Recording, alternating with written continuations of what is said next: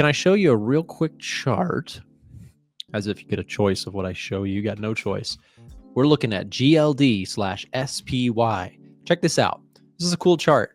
You can build on TradingView. You can compare, just like you can with a currency pair, you can compare two charts. So what I've just done is the gold chart versus the S&P 500. And you can actually see that gold has been very strongly outperforming the S&P 500. You love to see this, especially if you're in longs like myself, but really nice gold outperformance here recently. You've seen stocks continuing to move lower. And the reason I bring this up is because, you know, as someone who benchmarks my own performance against the S&P 500, obviously, preferably, I want to be in charts that are moving better than the S&P 500, right? If you're going to generate outperformance on the S&P 500, you really have two ways to generate outperformance. Let's say yellow is the S&P 500, right?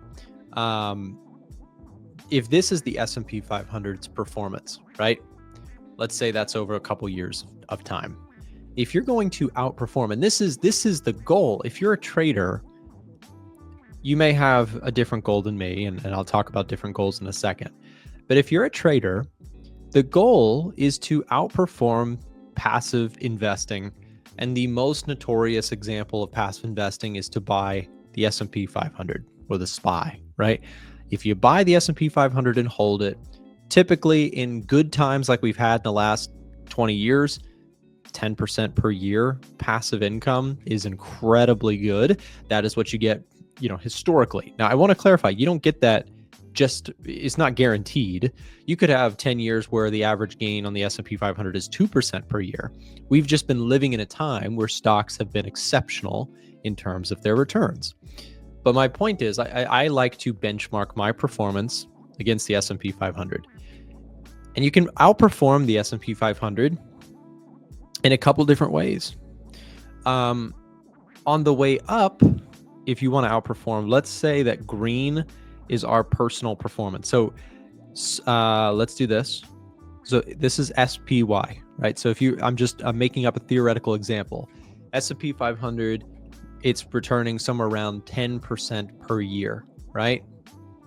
So if you're returning 10% per year by holding the S&P 500, of course, like I said, some big assumptions there. You've got a good stock market right now. This is a really good 10-year period to look at. You can outperform in a couple ways. You can outperform by having bigger returns in up periods. And if you're investing that way, you're probably investing in technology. But the problem is when the markets dip, you can easily underperform drastically, right? Because tech stocks have been getting killed way harder than other things recently. So if your portfolio is all technology, right, and you're trying to outperform, well, then what you really want to do is you want to try to, when markets have really good periods, this is my personal philosophy, right? You want to be long technology.